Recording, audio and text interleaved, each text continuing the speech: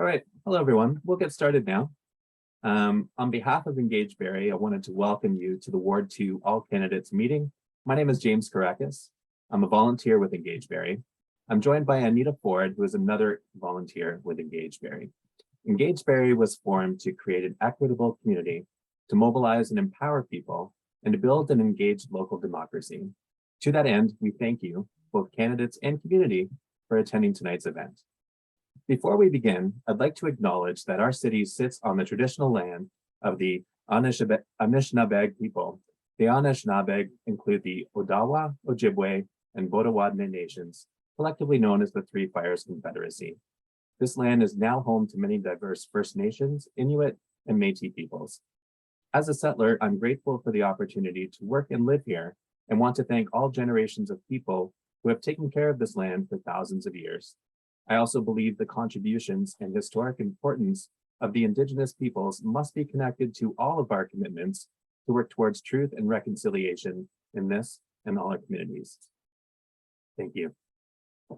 Now to tonight's meeting.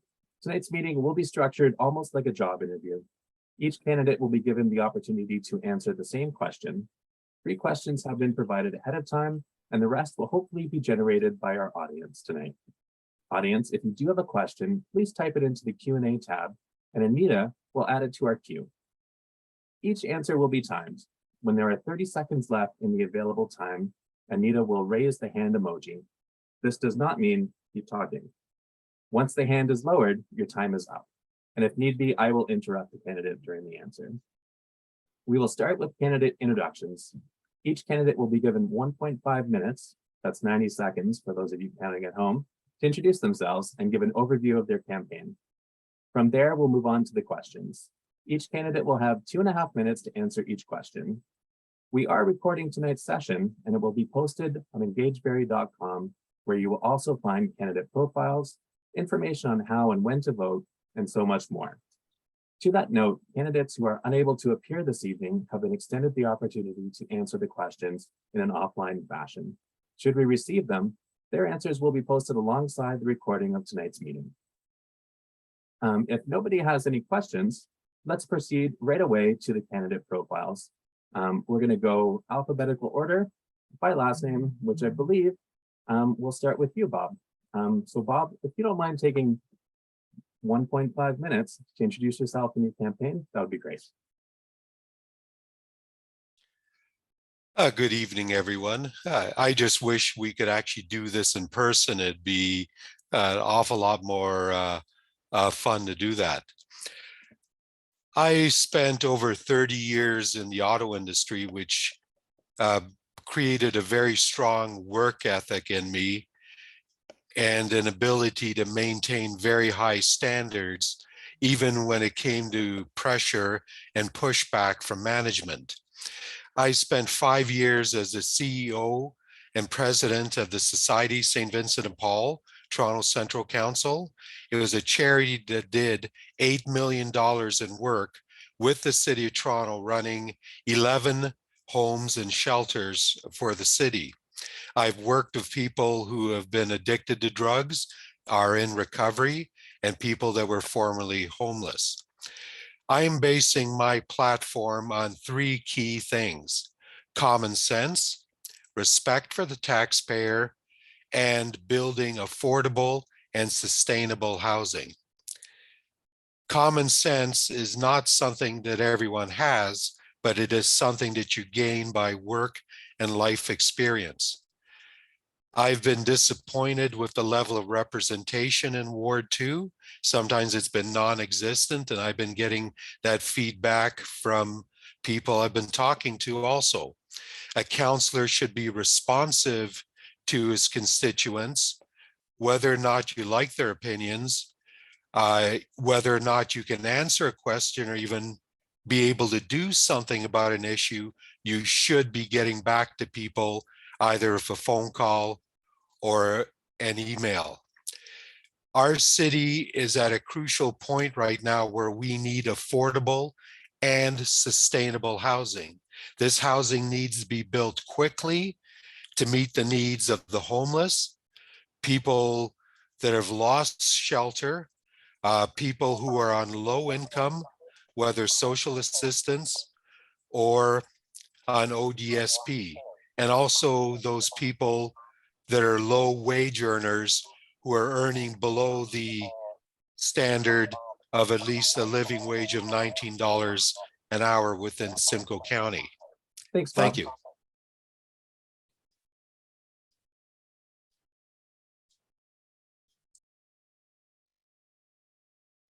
Not so good when I mute myself, is it? I did the first one of the evening. I'm sure there'll be many more. Greg, if you would mind giving us your 90 seconds or so of introduction. Thanks very much. Well, hi, everyone. First, I'd really like to thank Engage Barrie for hosting the award debates. It's a great way for voters to make better informed decisions on who should represent their interests over the next 4 years. And for those that don't know me, I'm Greg Peach. My wife and I have been residents of the ward since '94, and we have very much enjoyed raising our son Adam in a city that offers so much. I have certainly had my interactions with the city over the years, and as a longtime resident, I have seen many changes at the city, and some not necessarily for the better. As a resident of Ward 2, I feel like we've not been represented very well at City Hall over the last while, and I have the time and the ability to give back to the city that I love. I've never been involved in politics before, but I'm very much a community-minded volunteer at heart. I've been involved in scouting all my life, and I still volunteer in several roles within Scouts Canada. I truly feel like we have a responsibility to leave the city in better shape than we found it, and to be good stewards of the land so that it can be passed on to the next generation, whether it's for our family or for the next people that move to town. I believe that we need to prioritize capital expenditures on our crumbling roads and infrastructures within Ward 2, as well as ensuring that the police and other agencies have the resources to ensure that our streets and neighborhoods are safe for all. Our dollar only goes so far and costs are increasing, so we need to make sure that we get the best bang for our buck. And if we're talking about tax increases, we need to know where best to spend that money. Thanks very much. Thank you, Greg. Now let's move on to Tracy. Tracy, please take the floor. Sorry, the unmute button got me. Well, hello, I'm Tracy Strohm. Some of you who have been in Barrie for a while may know me as Tracy Daniels, and I probably taught you to swim. I'm running for City Council Ward 2 to give back to the city that I love. I've been a resident there for most of my life. In Ward 2, I attended Prince of Wales, Maple Grove, and Eastview Secondary School, and I returned to Prince of Wales and Maple Grove in my professional career as a teacher and a principal. I'm now retired, and I always worked hard for the communities that I was part of. And now I have time and energy to give back to the residents of Ward 2. In my past, I was the founding member of Recreation Barrie. That's the group that actually spearheaded and designed the Allendale Rec Center. And we worked closely with the city in order to make that happen. It was an interesting process. And as committee chair of the Recreation Advisory Committee, after that, we worked to, of which I was co-chair, to extend the trail. And it's hard for you to believe from Centennial Park around the lake, because council at the time believed that nobody would want to walk the waterfront trail. We also traded lands for the South Shore Center with CN so that we could actually have that continuity around the lake. So I got married, I raised a family, I fully recovered from a brain tumor and had a very busy career. And now it's time to give back. My priorities are to change the development process so that we include affordable housing and greener structures, such as gray water recycling to start. We need to stop the process of developer flipping, making promises that they don't intend to keep and can't keep. The one that comes to mind is the grocery store for downtown that has never come. This process has happened since the A block and H block, where things were promised and the city has never developed on it.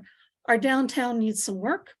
Every council has said we need to revitalize, but they haven't set the infrastructure and the structure in order to make it possible for people to live downtown, function downtown, and for small businesses to exist with the existing structure. We need to work with the provincial government to change the practice of having folks who are released from provincial facilities dropped in our city without any kinds of support. It's an inhumane process that puts a huge burden on those already here and isn't fair to anybody. And I need to Tracy. monitor. Thanks. Thanks, Tracy. No problem. Now, I know we do have Craig Nixon on the line. Craig, are you able to hear us? I know you were having some technical difficulties. I see you talking.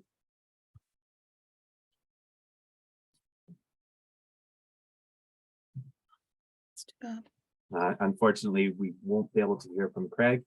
Craig, we'll reach out afterwards and let's find a way to get your answers posted to our website to these questions, as well as your opening statement. I'm sorry you're having difficulties.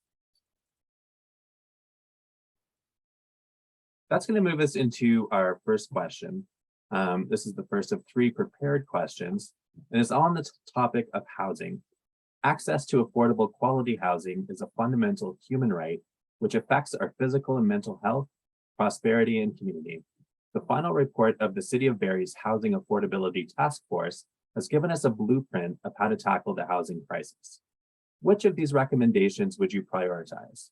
How do you intend to support housing development in a way that addresses the needs of all income levels, abilities, ages, and stages, while also being environmentally responsible and working towards more diverse, integrated community building? For this question, let's start with Greg. If you don't mind, Greg, you have 2.5 minutes. Watch for Anita's hand. Thank you. All right. Well, thank you very much. Again, these are some really good questions, and it's a tough one to tackle in such a short time frame. One of the things that was pointed out in the task force report was to make sure that we clearly identify what the term affordable housing means, because depending on who we're talking to and who we're speaking with, that term can mean many different things, and perhaps using the term housing affordability would be more accurate. The task force has laid out a good blueprint on how to tackle the crisis, and I do support implementing dedicated city resources, such as having a senior staff member overseeing and ensuring the delivery of the affordable housing strategy, so that there is consistency across the board and being able to speed up the timeline in the approval process of implementing the different priorities. We do need to review the existing inventory of unused properties and vacant buildings to determine which would provide the biggest impact in the shortest time frame for reducing the homeless population. If we were to take a creative approach and adopt ideas from other countries, we would be able to convert more buildings such as Lucy's Place, the old Bars Motel. But taking it a step further, we could convert commercial or unused office buildings into affordable housing for the homeless, or even possibly creating senior villages that would become more self-contained and offering them what they need without having to travel quite so far and across the city. The other thing to look at is innovative building practices that would allow the use of new materials and include modular or tiny homes, thus lowering the cost for affordable housing and at the same time reducing the city carbon footprint. Thanks. That's great. Thank you, Greg. Tracy, I have you up next for this question. You have 2.5 minutes. Thank you. Thank you.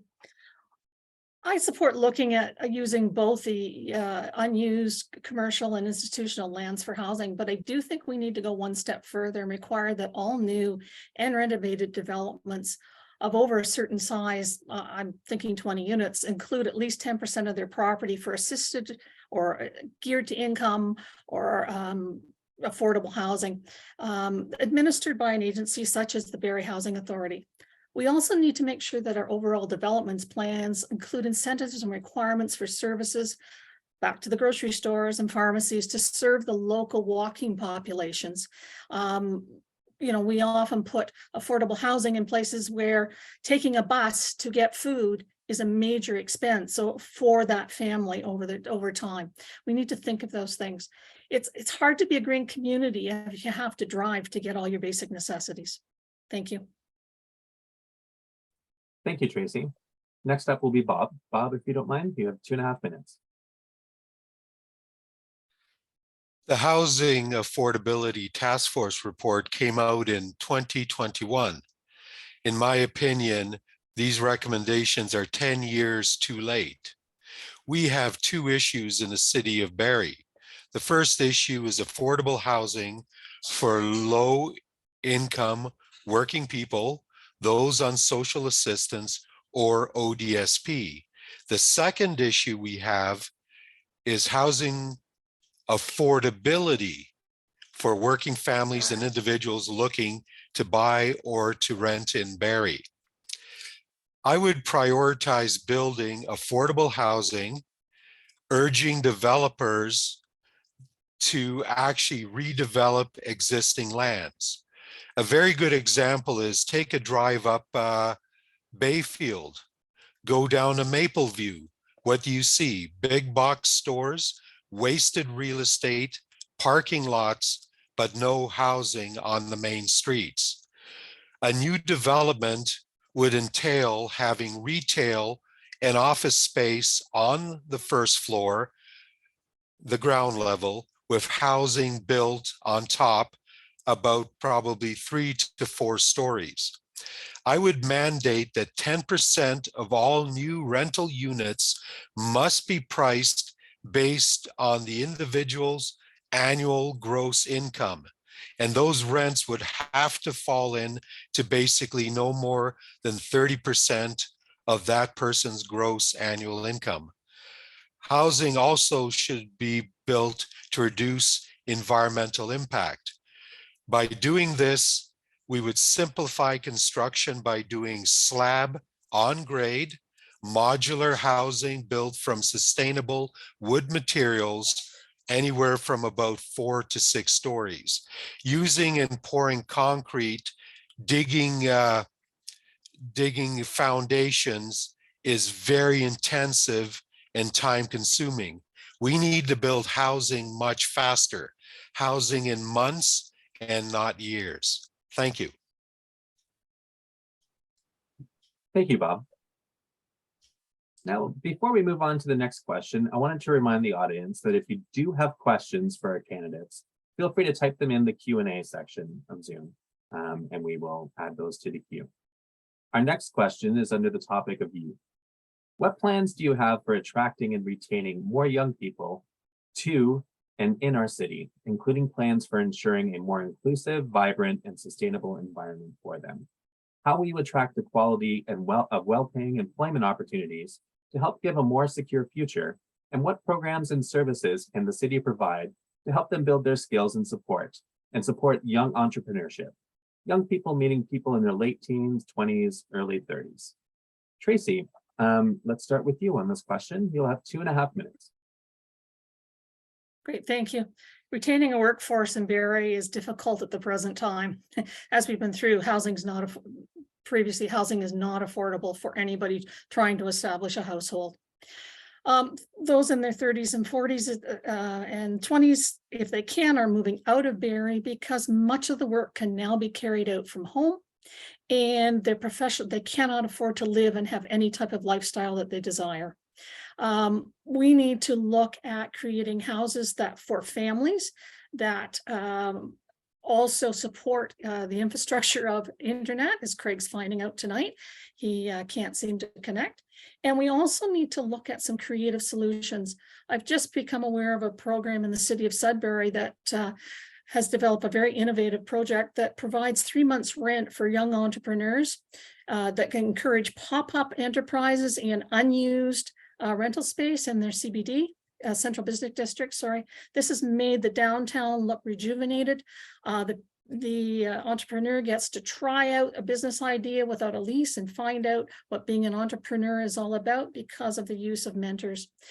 This has attracted a few young people who did not have the means and the incentive to carry out wonderful ideas, and has begun a rejuvenation of their downtown. We also need to look at attracting greener businesses to our city that are hiring and requiring paying decent jobs for our 20 and 30-year-olds. The tech industry comes to mind.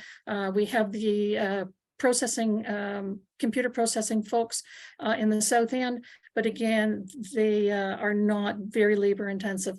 But those types of jobs and professional jobs are what we need to be looking at by very creative solutions and maybe using some of our tax dollars to do so. Thank you. Thank you, Tracy. Now we'll move on to Bob. Bob, the floor is yours. You have 2.5 minutes. Attracting and retaining youth depends on employment and housing that is affordable. Barrie has been attracting individuals and families that cannot afford to live in the GTA. Barrie is ideally suited for active young people that enjoy an outdoor lifestyle. I plan to press for more sustainable housing with lower environmental impact, something attractive to younger people. Employment and entrepreneurship are bigger issues. First of all, schools need to bring in a mentorship and co-op program beginning in grade 10 that would not only teach necessary skills, but also steer youth into well-paying jobs. Not everyone is suited for university, not everyone is suited for college, but there are other jobs out there in the service industries that are very well paying. I would get Sandbox involved in a mentorship program. Council can create the environment that is attractive to prospective employers by keeping taxes low and having infrastructure ready for new employers to move into the area. A key player in creating employment for youth and future employment opportunities is the Barrie Chamber of Commerce. Now, the job of the Chamber of Commerce is to sell the merits of locating in the city of Barrie. A very good example was when the Chamber of Commerce actually brought General Electric into Barrie in the 1940s, and that became a major employer for the next several decades. Thank you. Thank you, Bob. And finally, we'll finish up this question with Greg. Greg, the floor is yours. You have 2.5 minutes. Thank you. Well, we certainly need to tap into the youth and the younger population within Barrie and ensure that they are recognized and included in the planning process as we move forward. One of the things that we've been very successful within Scouts Canada is to advocate for youth leadership roles and to drive the movement forward. You may have noticed recently that adults that have switched from being called a leader are being called scouters, because it's the youth that actually take on the leadership roles and truly are our leaders and the visionaries of tomorrow. We can certainly bring that in and address that more at City Hall and making sure that they're included in our many plans that are going forward. We need to make sure that we have excellent educational opportunities, whether it's a Georgian taking college, university, or trade classes, and a city that is welcoming and inclusive to support their needs. We need to ensure that there is affordable housing and business opportunities, and partnering with the Sandbox is one way to be able to bridge that gap so that they don't need to look for other locations. We need to ensure that the city has the ability to attract innovative businesses to call Barrie home that will add skilled employment opportunities. Our city truly is a jewel that offers so much in terms of our waterfront, our hiking and biking and skis, and so much more that we have the responsibility to adopt innovative planning so that we can have our 15-minute or walkable communities, that our public transportation is quick and efficient, and that bike and walking paths are at the forefront of the planning stages instead of an afterthought. Thank you. Thank you, Greg. This will bring us to the last of our prepared questions, and this deals with growth. Looking forward and beyond Barrie's housing concerns, how will you handle the growth of our population and the opportunities and challenges this can generate? What are your 3 priorities to make our community more equitable, safe, and affordable for all residents as we grow, while providing the infrastructure, public transportation, green space, recreation, and other city services required by this increasing population? And how will you work towards eliminating systemic barriers, including race, gender, ability, age, and economic status, to ensure Barrie is a safe and welcoming city for all residents? Apologies. Bob, you will have the floor first for this one. You have 2.5 minutes. First, we have to have a plan for our infrastructure, that it is ready for future growth, and to ensure our roads and public transit can be expanded for the future. We need to first begin redeveloping land to prepare the housing for our future needs. We need to be able to build a density where the density that presently does not exist. The city has set a very good example of being an equitable and diverse employer. They are doing a great job at that. We need to tap into the diversity that already exists in our city. The housing affordability crisis in the GTA has driven a very diverse population north into Barrie. It's very common now to walk down a street in Barrie and actually hear somebody speaking, for example, Spanish, something you would have never heard 10 years ago in this city. To keep our community safe, we need to invest in training our police services. They need to be better understand the underlying causes of social issues. They also need better training and the tools to serve and protect our community. I believe that the key to staying affordable is to control our spending. We are losing the battle with rising taxes. Many Barrie residents now pay taxes 30% higher than they do in the city of Toronto. We need to make very hard decisions between what do we really need to build or want, or is it something that we simply want to build but do not need? Thank you. Thank you, Bob. We'll now move on to Greg. Greg, the floor is yours. You have 2.5 minutes. Awesome. Thank you very much. Barrie at times has come across as being very reactionary in its planning instead of a well thought out growth plan. As the city continues to grow, we will certainly need to address public transportation issues and make the bus system a much more efficient entity and reduce the commuting times across our city. As I've said previously, we need to take a forward-thinking approach and implementing the 15-minute or walkable communities with biking and walking paths connecting all parts of the city. We need to ensure that we continue to expand and look at and as we look at intensification, we also need to look at our infrastructure and making sure that it can support the growth. As the city grows, there will be more demand on the services provided, such as our waterfront, our parks, and our green spaces. But yes, our roads, our wastewater treatment plant, and the landfill. We need to be able to balance the growth and intensification with additional parks and green spaces. And as we clear additional lands for building, we need to strengthen or adopt new standards in being able to bring our city back to greenery. And so whether we're planting new trees or creating new parks or watersheds to offset what we're losing. The city needs to continue its efforts in eliminating systemic barriers at City Hall and indeed across the city so that the Barrie can continue to grow while being a welcoming community for all. Thank you. Thank you, Greg. We'll wrap up this question now with Tracy. Tracy, the floor is yours.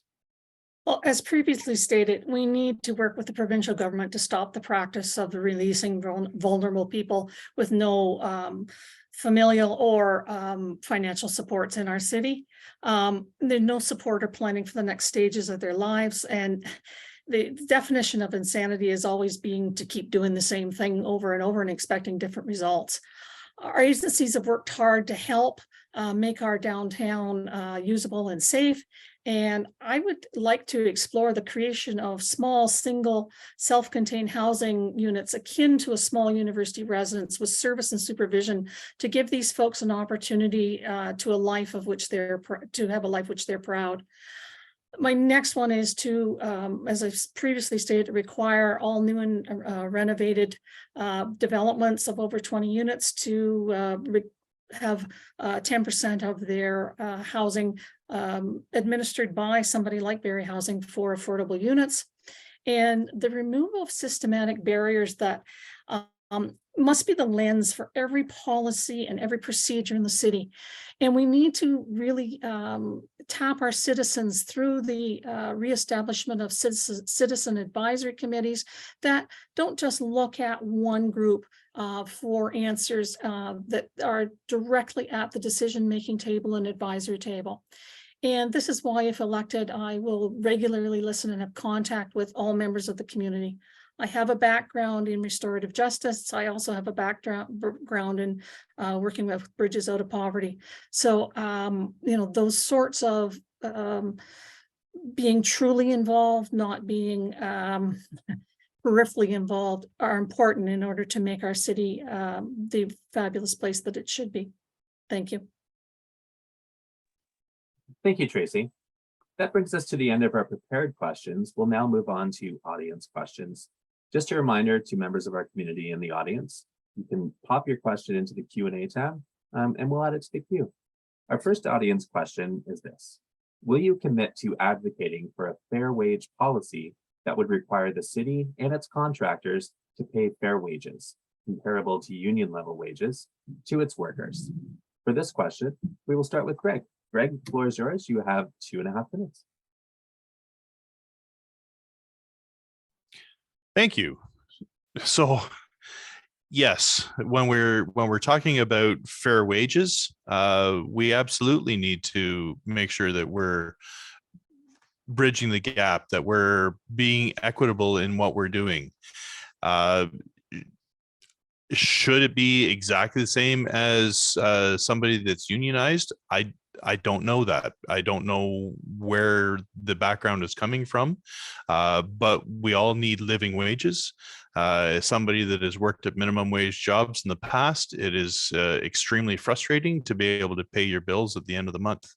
I honestly believe that we need to be able to do a better job at being able to balance everything across the board. Thank you. Thank you, Greg. We'll now move on to Tracy. Tracy, the floor is yours. Certainly, having worked as a contract worker, a fair wage policy is absolutely vital, and to build that into the contracting process as opposed to leaving it up to the contractors to what they are going to pay their folks. We need to, as a city, to be the example and to model behaviors for our businesses. Thank you, Tracy. And finally, Bob. Bob, the floor is yours. Well, thank you. Mandating how much somebody should make itself is a difficult question. I think back years ago, just when I graduated from university, I had a job where I earned basically just above minimum wage. It wasn't bad, but I was able to afford a 1-bedroom apartment in Mississauga on Lakeshore Road, and I was actually able to save money each and every month. A lot of things have changed since then. I worked for a unionized employer, and they paid basically $34 an hour. That was the union wage, plus benefits. But there are many unionized workers that make far less than that. I think that anyone hired to work for the city of Barrie as a contractor must pay wages equal to or slightly better than what city employees are receiving right now. But the other thing that we can do is it's not only about raising wages or mandating how much somebody can earn an hour, is bringing down the cost of living in Barrie. If we can bring down the cost of rental housing, that is like giving somebody a pay raise. Thank you. Thank you, Bob. Now we'll move on to our next audience question, which is this. A pre-existing and continuing concern in Ward 2 is the opioid crisis. What are your ideas and plans for supporting substance users while reducing the negative impacts of this crisis in Barrie? For this question, we will start with Tracy. Tracy, the floor is yours. Well, as you know, the opioid crisis has been a long time coming, and a lot of it has some background from our medical folks. I do support the supervised use center. The supervised use center with a proviso that there is services available for folks who request that they are now ready to get off their habit. You can't wait 2 weeks when somebody says, I need to go to addiction rehab. And the waits are sometimes months for our folks, and you have lost those folks. So we need to have seamless care for our users. We also need to work with the medical community to lessen the amount the amount of opioids that are prescribed, because many of our users have started as medical users and then move on. The big one is the illegal use of fentanyl and the import of fentanyl and creation of fentanyl within our system that our police and intelligence communities need to deal with. And that's big business running that, folks. And don't kid yourselves, it's a lot of big businesses that have legit sides, and we need to have our CMP explore and work with those in order to use a multi-pronged approach in order that we can eliminate, or certainly I'm not thinking we'll eliminate, but we need to have opioid use lessen and other possibilities for folks. Thank you. Thank you, Tracy. We'll move on to Bob now. Bob, the floor is yours. I do support the opening of this safe injection site. A lot of residents in Ward 2 have been apprehensive about the present location or proposed location on Innisfil Road. I really do think another location would have been better suited. They had a site proposed on Sophia, which I thought would have been much better. But getting to the opioid crisis, we need to attack this issue differently. We need to be doing what they're doing in places like Portugal and Holland, where drug addiction is now treated as an illness. So people are given a choice. If somebody is arrested for minor possession, they have a choice: go into treatment or be incarcerated. The problem is we need to establish a system provincially to be able to treat people for opioid addiction. Opioid addiction is not like alcoholism, where a 12-step program is going to dry somebody out in weeks or months, then start them into recovery. Opioids completely rewire the brain and create a dependency that can actually kill someone. I feel very badly for people that have suffered from opioids. I know people that have suffered. When I worked with the Society of St. Vincent de Paul, we had a lot of people that had gone into recovery. We were the only organization in the city of Toronto that ran a home for men who were former heroin addicts who are now using methadone. And I think we need to find better ways to get people into recovery.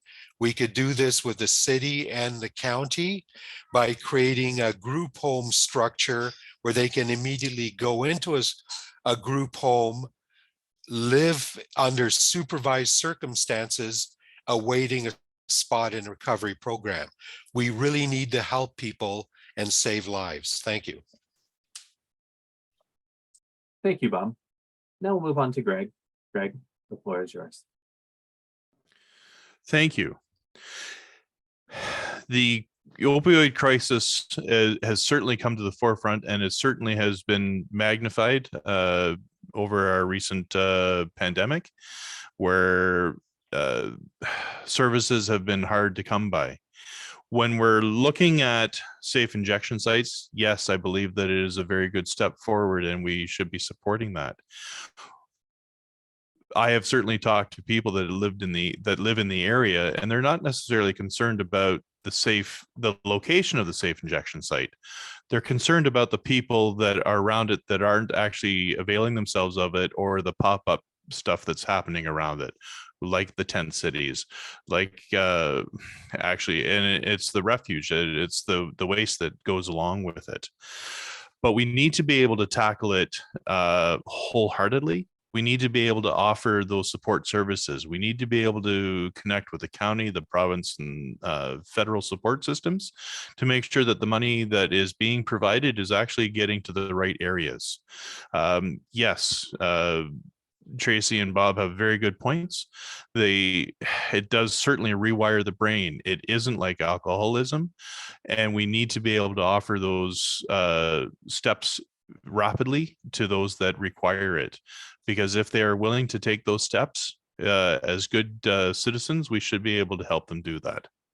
Thank you. Thank you, Craig.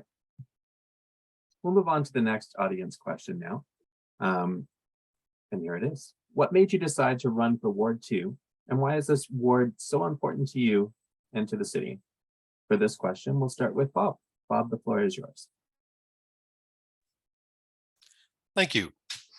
Well, the first thing, I've been thinking about running for council for quite some time. And what really spurred me on was the quality of the representation that we were getting in Ward 2. And as I've said before, I believe that we were not very well represented. The councillor was not responsive to telephone calls or emails. And like most residents, I think that very little was done for the ward over the last 4 years. I believe in giving back to the community. As I mentioned, I was CEO and president, Society St. Vincent de Paul. 5 years, I ran a board of directors. That was a volunteer position. It took an awful lot of my time. I spent 11 years volunteering, working with people living in poverty. I've always wanted to find a way to give back to the community. When I lived in Markham, I was probably a little bit spoiled because my gold standard for a counselor, a lady named Valerie Burke, she would answer your email on a Sunday within an hour of emailing her on an issue. If garbage wasn't picked up, any issue or problem you had, if you emailed her, she had a work order issued through the city and she responded to that. I don't expect every counselor to be that great at doing the job. My family and I love living in Ward 2. We want this to be part of our life for a very long time. And I don't want to see this ward going downhill. I want to see Barrie become the city that it's capable of becoming. This is a treasure, it's a jewel, and we need to find ways to work to make the city affordable and better. Thank you. Thank you, Bob. We'll move on to Greg now. Greg, the floor is yours. Thank you. Well, why did I want to run in as councillor for Ward 2? I've lived in the ward since '94. It's been a beautiful place for us to raise a family. Just passionate about the city. As Bob had said, we haven't had good representation over the last number of cycles, and I wanted to be that voice. I want to be able to lean on my professional experience and my volunteerism to be able to tackle the issues head on. I've had great success at being able to see both sides of an issue, to understand that there may be more than two sides to an issue, and bring everybody together to be able to mediate that to a successful resolution. I've been frustrated with what's happened in the ward, and I've felt as residents the focus has gone a bit more downtown than it has across the residential side of things. And I have a good working knowledge of roads and infrastructure. Of spending many years as a child. My father was a civil engineer, and I spent all summer from the age of 12 on being on road sites, surveying, being able to see construction go, write my MTO equivalency exams, and do contract admin work for the MTO. So I feel that I can help prioritize some of the roads and infrastructure spending and make sure that we get the best bang for our buck for the ward. And to be perfectly honest, I feel that we have to have a better, safer neighborhood. And the interactions that I've had with those that are traveling through our ward, whether they're being dropped off downtown and they're traveling through, really spurred me to action at this point in time. And honestly, the biggest thing of all was my son. He's heard me talk about it for many years of wanting to give back to the city. And he said, you know, Dad, this is the time to do it. And if we don't listen to our children, what are we doing? Thank you. Thank you, Greg. And finally, we'll finish up on this question with Tracy. Tracy, the floor is yours. Well, I now have time to give back to the city that I love and sees a need for some leadership that looks at all perspectives. I have a very good skills in community building. Take a look at the creation of the Angus Youth Coalition, which a colleague and I put together in order to serve youth and their families. And that model has been replicated across the province and actually the country in order to use existing funds in order to provide services that are identified by the community and involve the community in planning. In Ward 2, we've got huge infrastructure changes coming with the Sophia Creek project coming online shortly, which will involve digging from and actually expropriation of some houses right from Maple Grove all the way through to downtown. And that's going to have a huge impact on our citizens. And the Ward 2 area is the heart of our city. We have a downtown that has the possibility of being a vibrant place that and serving all citizens with community as a community hub. But for some reasons, and I can't get into them now, our downtown requires some creative solutions and requires some look at making it vital for people like me who right now don't walk downtown too often because we're not sure what we're going to encounter or going to find. And that's a sad comment on our city. And I'm not the only one who, having lived here for most of my life and having walked all over the city most of the time, you know, we need to make some changes and make some changes quickly. I look at when I make a decision on who's it going to affect, who is it going to benefit? And sometimes we need to look at the benefits way beyond, you know, the immediate ones. Sort of, and I always look at where's the money coming from and who's profiting from the decisions. And sometimes we need to look beyond this. And I've been very good right throughout my career of looking at those issues. You know, show me where the money's coming from and show me, you know, why the reaction is where it is. It's time to serve my city. I've got the time, I've got the ability, and I'd like to be part of the next city council. Thank you. Thank you, Tracy. That'll bring us to our next audience question, which is this. What do you think the city should do about the high level of vehicle noise, specifically on the lakeshore? For this question, we'll start with Craig. Craig, the floor is yours. certainly has been a frustrating topic over the last little while about the excessive noise. Unfortunately, due to provincial standards being lax, changing them, it has been taken out of our control somewhat. Once Premier Ford removed the license plate renewal steps, and to go for your drive clean and your emissions testing. That now has led to a lot of modifications over the last while. And we are certainly seeing that across our city, not only on Lakeshore. You can hear engines revving throughout the north end. You hear it through the south end.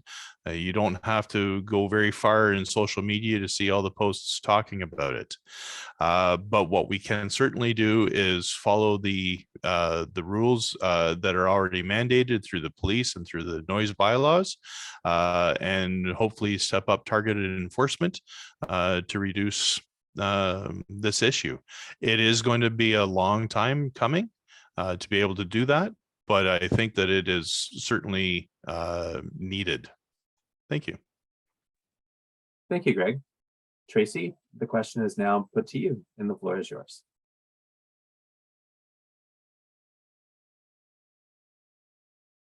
Sorry, Tracy, you're on mute.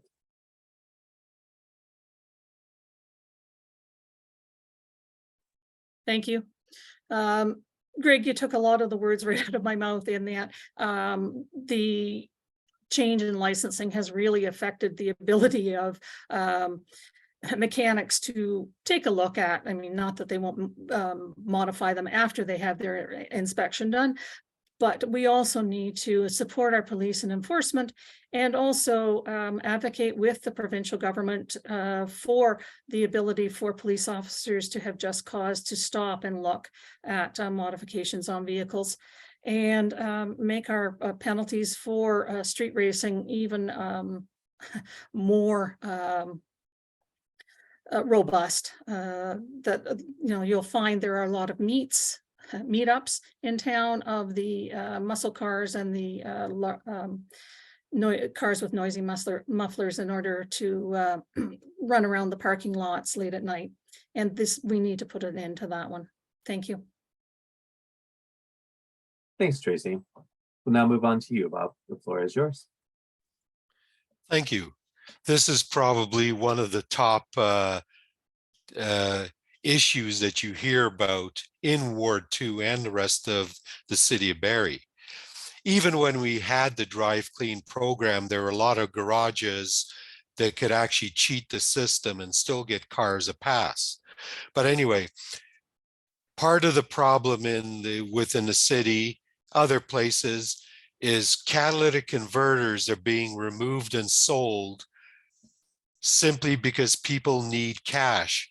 You can go to a scrapyard anywhere here in Barrie and get $400 for a catalytic converter, no questions asked. I think one of the issues is that Barrie Police Service does have to step up and deal with the issue. Barrie Police Service, to your surprise, is actually undermanned. For a city our size, they do need additional constables. But I think one of the things that would push the police to enforce noise would be to actually increase the fines. And I'm willing to work with the Attorney General to actually have the fines upped for the modification of exhaust. For example, if you have a defective muffler, the fine is $110, and there are surcharges. If the catalytic converter is missing, another $110 plus surcharges. But a $110 fine is not a disincentive to not having a muffler. If the fine is increased by the province to a minimum of $500 or maybe even $1,000 for the modification of the exhaust, that's going to be a major financial hit to people that are modifying cars. The police forces will be more robust about cracking down on this issue. And I think that's one of the solutions. We also need to prohibit the sale of components for the modification of exhaust. They do nothing for the environment. They do nothing for the performance of the car, except basically up the noise. So again, I think that upping the fines is going to be the way to go, but that's going to take the province. And I think the Ford government will listen if we complain enough and actually raise the fines for modifying exhaust. Thank you. Thank you, Bob. That will move us on to the next audience question. The city of Barrie is on the cusp of investing in an asset that will boost the economy and be of benefit to all Barrie residents for decades to come. That is the building of a performing arts center. With a performing arts center, professional entertainment of all kinds will arrive at our doorstep year-round, while also being used for community performances and activities. It will cost the taxpayer less to run on a percentage basis than our city sports and recreation services. What position will you take with respect to the completion of the proposed free space performing arts center for Barrie? For this question, we'll start with you, Tracy. The floor is yours. In concept, I certainly support the creation of a performing arts center, which has already been done in by studies. We need to look really creatively at creating revenue streams within the Performing Arts Center. Can it be used for conventions? Can it be used in other flexible ways? The other thing is we need to be on the lookout for infrastructure and grants for building. As we did years ago in creating the Ellendale Rec Center, we were able to tap in just by creative use of space and building to some very good grants at both the federal, provincial, and private level in order to create those spaces. At one point, there was a plan to try to put a performing arts center on, but land did not exist there. But yes, I do in principle support the creation, but we certainly need to look at design, location, the infrastructure to support the location, transportation, and flexible use for revenue generating. Thank you. Thank you, Tracy. We'll move on to you, Bob. The floor is yours. Thank you. This is a popular email topic that I receive a lot of requests on. I do believe that there is a need for a performing arts center in Barrie. The first problem is, how big should it be?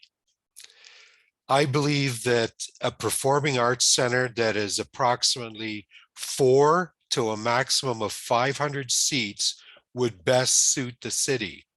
A very good example is the one that's down in Markham.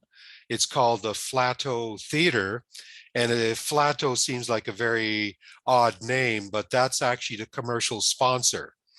They have about a 4 to 500 seat theater. Now, Markham is a city of 338,000. They do have a rehearsal hall, and they are able to host receptions, and they are professionally staffed. So that sounds like a great concept. You can have a reception there before or after performance. The size is manageable. If we were to go above something like 500 seats, there is the risk of it becoming a white elephant that the taxpayer is going to have to foot the bill in the long run because it simply will not be sustainable. Now, the other question is, where do we build it? Downtown is a popular location, and there is space for it. I personally would like to see something up around Georgian College. And my thinking behind that is it simply puts it right off Highway 400, which means people from the GTA, Toronto, Vaughan, people from Aurelia, and from around Simcoe County could very easily access it because it'd be directly off the highway. So regardless of where it would be, I think, yes, we should build a performing arts center, and let's keep it small enough where it's manageable. Thank you. Thank you, Bob. The question is now put to you, Greg, and the floor is yours. Thank you. It wasn't actually something that was initially on my radar when I first started to figure out the reasons why I was running for councillor for Ward 2. But it certainly became apparent that it is certainly a priority for those that do live in the ward. It has been brought to my attention on many fronts. And the more I think about it, the more I realize that growing up, we certainly traveled from our town to Kitchener, to the center and the square. We certainly took in performing arts. I know that we have traveled to Toronto on numerous occasions, taking our son so that he could participate in some of these, and realizing that, yes, we do have an underutilized space that we could possibly put one on. So yes, I think it's important for us to build a vibrant community, to be able to offer amenities to those that wish to move to Barrie, to those that wish to travel to Barrie. But we do need to be mindful of the cost spending. So the sizing is going to be critical. And yes, we don't need to have a 2,000 seat stadium, but something in that 500 person capacity would certainly be beneficial. Thank you. Thank you, Greg. This will bring us to our next audience submitted question, which is this. What is your opinion about having more high density condos or apartments in the downtown? Do you believe we should keep building the city up or out with annexed land? For this question, we'll start with you, Bob. The floor is yours. My position is to say no to more high-rise condos within the downtown area. One of the beautiful sites we have on the waterfront is the Algonquin Ridge, which you can see north of the city. We are basically defacing the land by building additional condos. Now, first of all, the condo buildings are not sustainable. In the future, these buildings are going to make it more difficult to reach a net zero when it comes to carbon emissions. I personally believe that, first of all, we should not be building over 6 stories. And the reason for that is that buildings within a height of about 6 stories can actually benefit from the tree canopy within the city for a cooling effect and also shelter in winter. Now, I do not believe that we need to develop more land within Barrie. I go back to my platform where I argue that we can redevelop what has already been developed. And right now down in Park Place, the developer down there is talking about putting a condo within Park Place, a low-rise condo. Great idea. Let's put low-rise housing up where Georgian Mall is. Let's utilize that land properly. Bayfield on both sides, great places to put low-rise high housing, retail space, which will create employment, places for offices, so people can live and go to work without even needing to get on a bus or into their car. That's what we should be doing. If developers want to build in this city, they need to start playing by our rules, and that'll be redevelop the land that you already have and utilize that land properly. No more high-rise condos. Thank you. Thank you, Bob. We'll now move on to you, Greg. Greg, the floor is yours. We certainly need to be mindful in terms of development and the impact that any high rise is going to have. Do I believe that we need to have more high rises down at the waterfront? No, I think that we should be able to maintain our waterfront, maintain the views, and start to build further back from the water.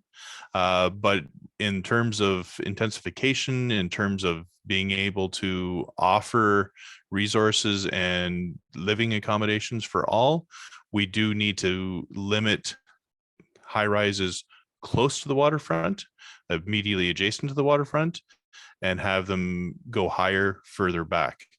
Bob does raise some very good points in terms of using the trees and the canopies for cooling effects, because we do need to be mindful of our carbon footprint. And thank you very much. Thank you, Greg. And finally, we'll move on to Tracy. Tracy, the floor is yours. In theory, limiting the amount of high rises down near the waterfront is a good plan. We also need to be very aware that the provincial government, under their new mandate, can overrule any decision that a city makes. And we need to be very creative in putting in legislation or law or building mandates that actually promote intensification in a good way. You need to take a look at the 32 stories proposed for Owen Street and Collier Street in order to really become aware that there are problems with what the developers want to do. And somehow we need to be able to legislate what type of housing we want and what housing looks like. But in the back of our minds, we need to work with other municipalities to get over the provincial ability to absolutely overrule any decision a city makes. And this is dangerous. Thank you. Thank you so much, Tracy. This will bring us on to our next audience submitted question, which is this. It is common to believe that let's try that again, James. It is common to believe that municipally elected officials are accountable to violence and harassment in the workplace policies. However, this is not the case.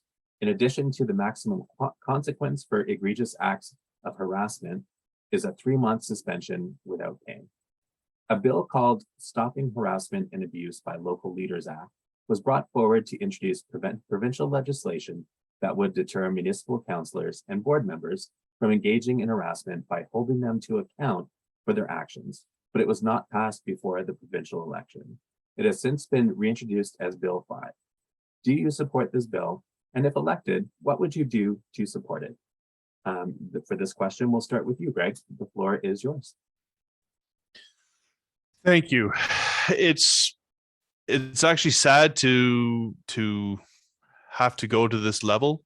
But yes, I do support Bill 5 in terms of stopping harassment and abuse. We teach our children about online bullying.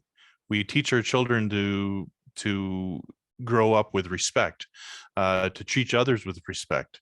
And I don't understand what the disconnect is until when people become adults, and then this starts a downward spiral. I think that we all deserve respect when we step up, and it doesn't matter whether we're in public office or not.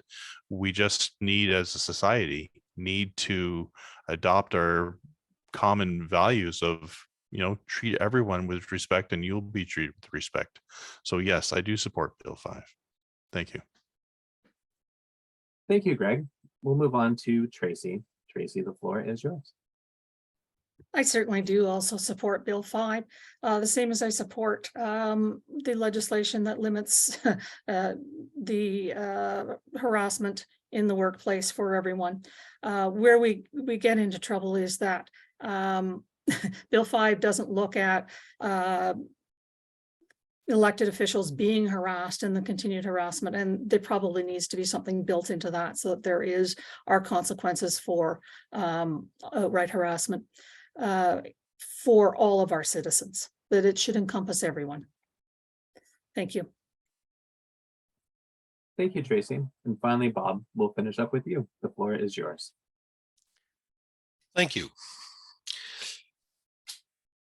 I have had a lot of experience of harassment in the workplace. Working in the automotive industry, harassment was almost a day-to-day thing. Sometimes worker against worker, a lot of times management against worker. You couldn't count on the union to back you up a lot of the times. And I know that harassment itself has a terrible effect on employees.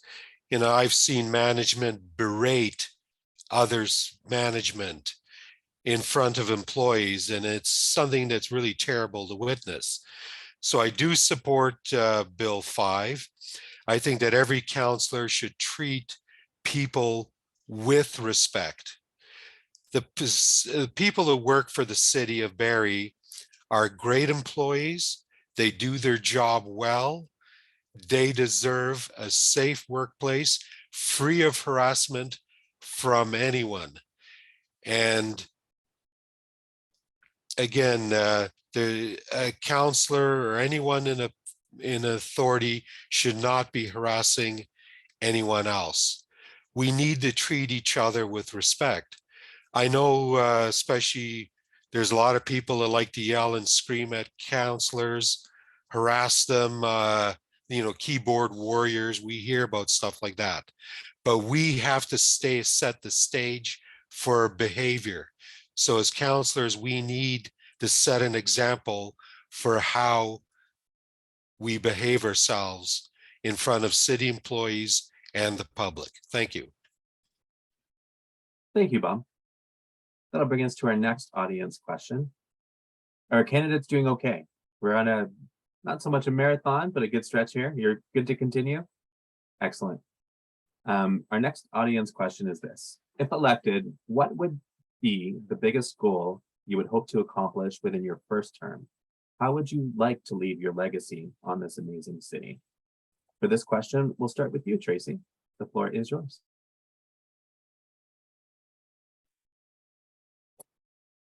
Oh, I would like to leave the city. I'd like to leave the city in a better situation.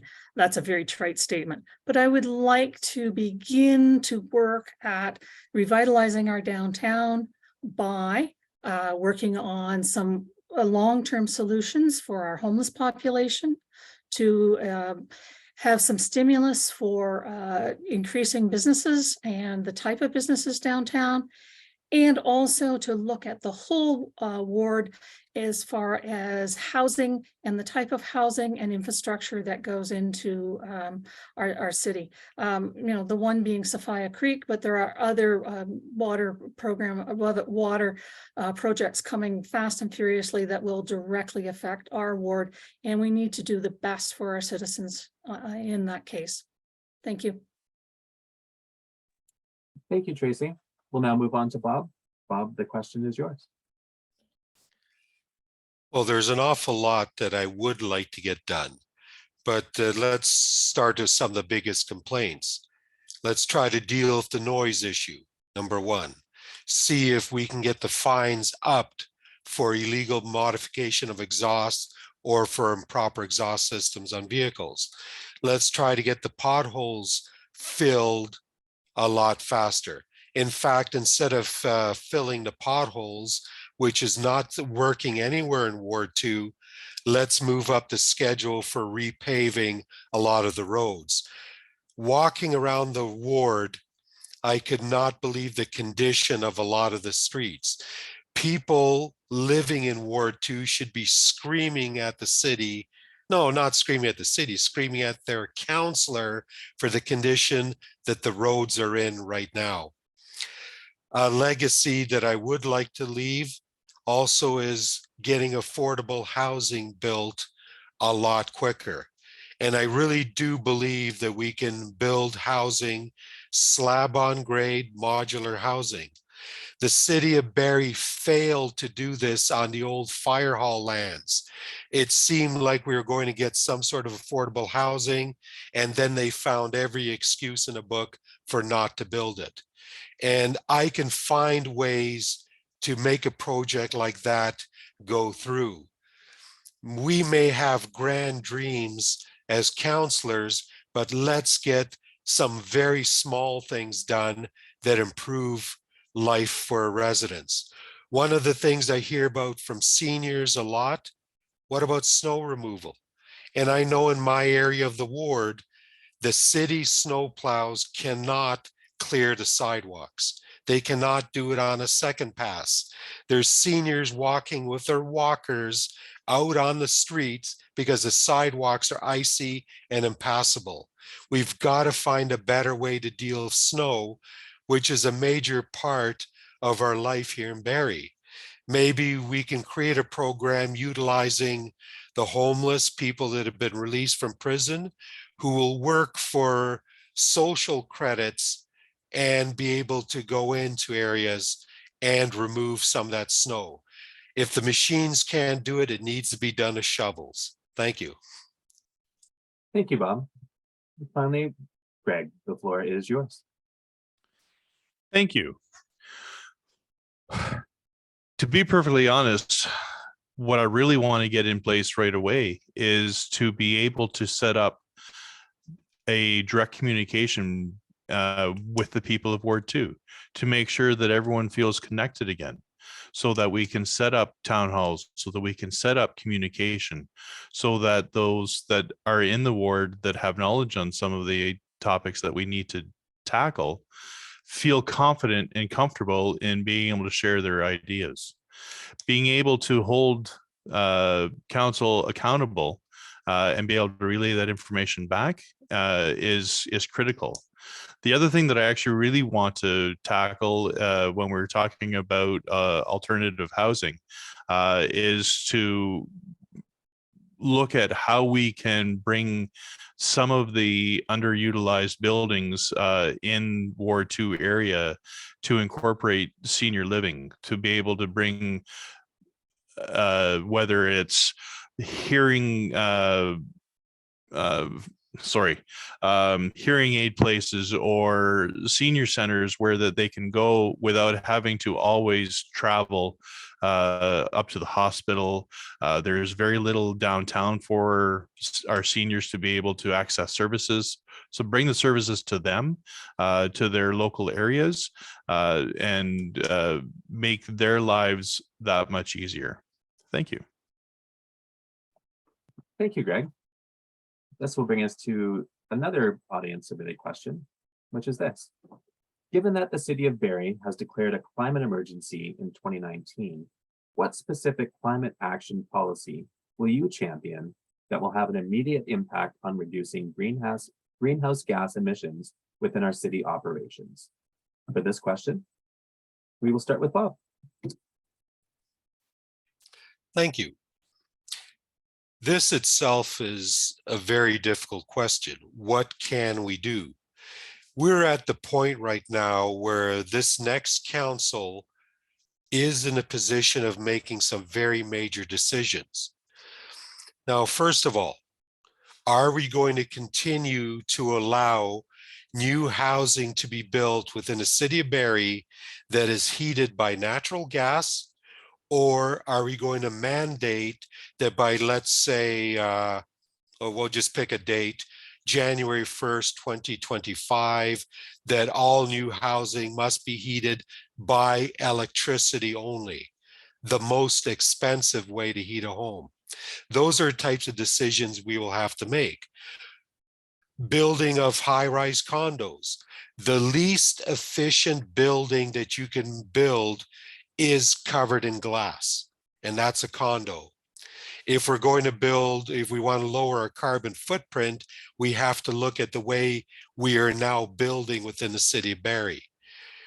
Building for more sustainable materials, using less concrete. And by sustainable materials, I mean recyclable materials like wood, which is great. Concrete is a very intense material, takes a lot to produce it. We can lower our carbon footprint by using less concrete. Are we going to electrify our fleet, or are we going to power the city's fleet by some other means?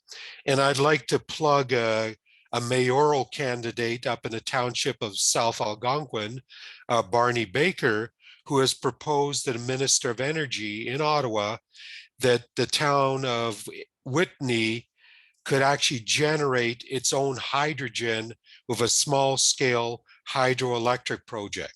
They presently do have hydroelectric, but they could convert their township fleet to burning hydrogen. The city of Aurelia has its own hydroelectric project. a partnership between Barrie and Aurelia could see small scale hydrogen production to power both our vehicle fleets. These are exciting ideas that we really need to look at that would lower our carbon footprint. Yes, we have to get people driving less, and those are conversations that we have to have. Thank you. Thank you, Bob. And now we'll move on to you, Greg. The question is to you, and the floor is yours. Thank you. It's certainly something that's going to affect us continually from now on. Our temperatures are rising. We certainly have to do something to be able to stop the flow. In terms of something that could be implemented right away, we could certainly look at the possibility of an idling bylaw, so that the vehicles are not always running. I do know that the majority of vehicles start in the morning and they don't get turned off until they're parked at night. That is immediately the first thing that can be done.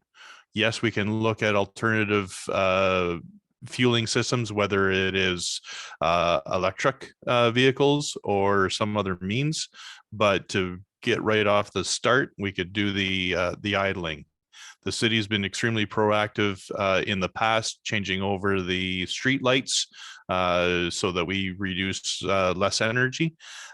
So simple things can often be the best. Thank you. Thank you, Greg. And finally, Tracy, we'll finish up with you. The floor is yours. We need to build some greener structures into our building codes and to our building approvals.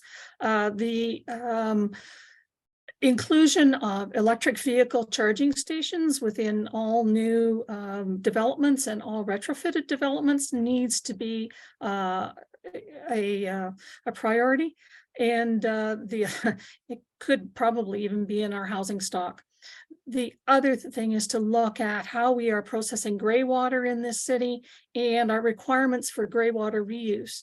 There are systems now that are fully used in Europe that actually self-sustain gray water and brown water within the building of, for instance, a smaller, larger condo, and save tremendous amounts of energy and transport for these buildings.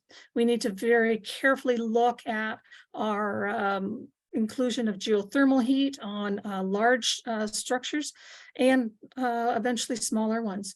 And we need to look at how our city fleet works and runs and be the example of, whether it's hydrogen or electric vehicle use, and to create those 15-minute walkable communities that you can actually get your groceries and get your necessities without having to hop and drive all over the city. Thank you. Thank you, Tracy. As we wind down, I feel like we have no more audience questions. We do have one pre-submitted question that I think is a good one to finish up on. And it reads, Engage Barrie organization is dedicated to increasing public engagement with local politics. As a councillor, what will you do to make sure the public is listened to and involved with local decision-making? For this question, we'll start with you, Greg. The floor is yours. Thank you. Well, I think I've already kind of touched on that subject a little bit by making sure that we continue to have town halls, that we find new ways of engaging the citizens of Ward 2 so that they are heard, that they feel comfortable in being able to offer their thoughts and opinions, and to be able to hold everyone accountable. So being able to include everyone is very key in my plan moving forward, because everyone needs to be heard. Thank you. Thank you, Greg. We'll move on to Tracy. Tracy, the floor is yours. We need to be very creative in how we engage all of our citizens, be it conversation, be it polls, And we need to be very mindful of their time and the effort that needs to be put in. And they need to see that if they respond, that their voices are heard and that their voices matter within what happens at City Hall. Town halls are great. But those quick, here's what's happening at City Council this week. Please give me your opinion. And of course, as a counselor, I do try to answer anything immediately or at least within 24 hours in order to respond. And sometimes the response is, I'm sorry, I don't know, but I will find out for you, and go from there. But as people see that you are responsive and as people see that their voices are heard and that their voices matter, and I mean, from the people living on the street until our right up to our business people, that everybody needs a say in what's happening for our city. Thank you so much, Tracy. And finally, Bob, the floor is yours. Well, thank you. Well, my mantra has been, I want to cater to your intelligence and draw on your experience. As a counselor, one of the first things I do is to instate a regular electronic newsletter. The newsletter may initially need to go out by the old snail mail delivered by Canada Post, but hopefully I can build a large enough database from the residents of Ward 2 where I could send an electronic newsletter at least 2 to 3 times a year. I want to draw on the experience of people out there. I want to hear what the complaints are, what you think the city should be doing, and what possible solutions are. Just this evening, I've learned listening to Greg. I've learned things listening to Tracy. There are great ideas out there. We need to bring these ideas together.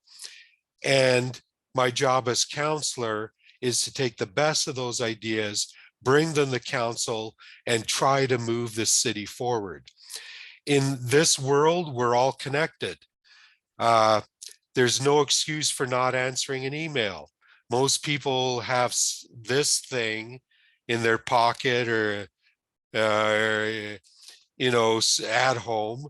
So a counselor is always accessible. It doesn't mean that a counselor should have to answer emails on the weekend, but a counselor, even though this is a part-time job in the city of Barrie, it needs to be treated as a full-time job. Communication with the constituents is a full-time job. Getting the message out, what's happening, getting feedback, what's going wrong, or what can we do better. That's what I would like to do. Thank you. Thanks so much, Bob. I want to thank all of the candidates for your time tonight. And as we wrap up, we'd like to give you, a little bit of time here, sort of to summarize for the members of the community here. Again, summarizing the last hour and a half that we just spent together, as well as giving them an idea of, perhaps why they should vote for you. For this question in natural order, we will start with Tracy. Tracy, the floor is yours.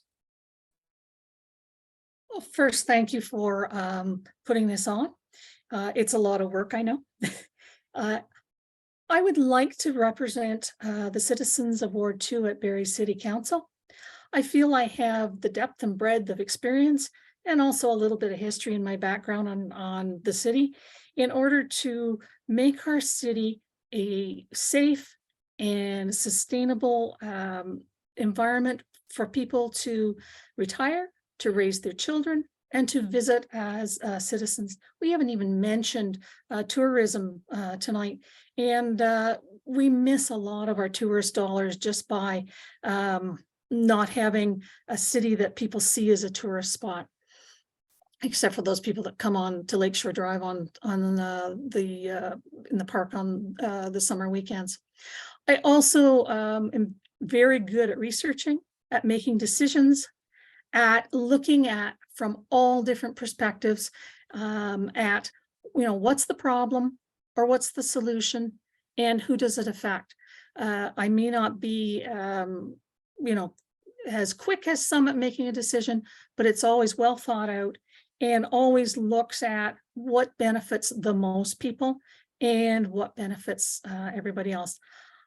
I'm here to serve because I like my city. I have no other reason to become a city councillor than it's time to give back and to have the city that I love continue to grow and be sustainable.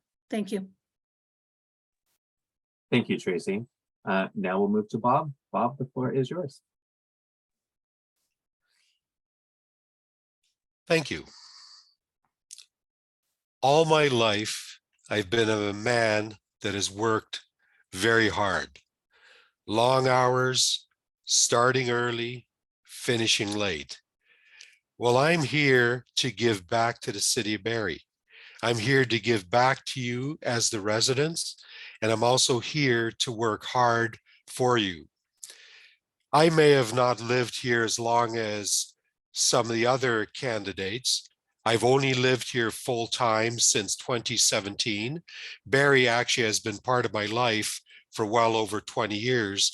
I managed a property here, rental property, before I moved up here permanently. But I have a passion for giving back, and I have a vision for doing it. And with feedback from you, you will feed that vision and give me the energy to keep pushing for you. Again, let's make some small changes in the city to make the city more livable. Little things, like remember at one time at Minette's Point, where the bathroom was actually open all winter. We have people ice fishing here, tourism in the winter. But the city says, no, it's too hard to keep the bathroom open during the winter. Let's shut it down. Little things like that that make life more comfortable for the residents of Barrie. Cleaning up our streets, revitalizing the downtown. But to revitalize the downtown, we are going to have more people move into the downtown, which means building housing quickly, get that population up, bring the life and vitality back to the downtown core. Again, there's a lot of work to be done here. It's time to roll up the sleeves, pick up the shovel, and let's start building a better Ward 2. Thank you. Thanks so much, Bob. And finally, we'll wrap up with you, Greg. The floor is yours. Well, thank you. And again, I want to thank Engage Barrie for putting this on. It's been very informative.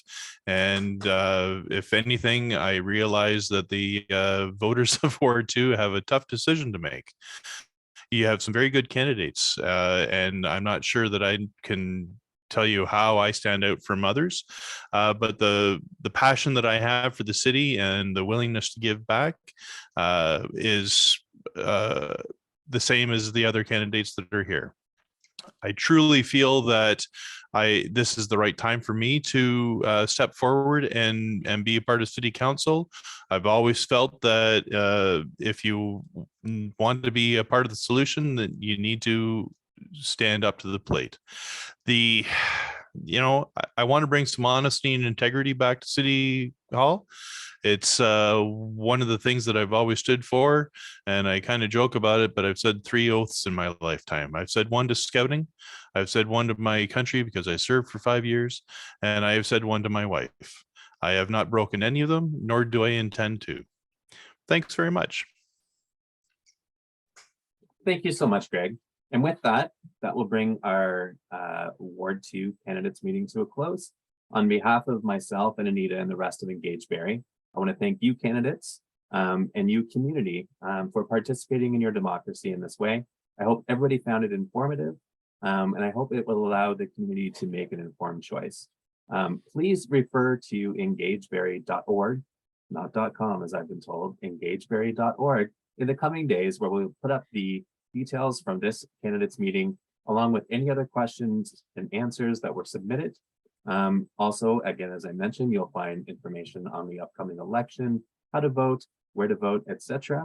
As well, if you're interested, we're having another one of these meetings tomorrow night for wards 1 and 3. You'll see that on the events page. Otherwise, I will bid you good night. Thank you. Thank you. Good night. Thank you.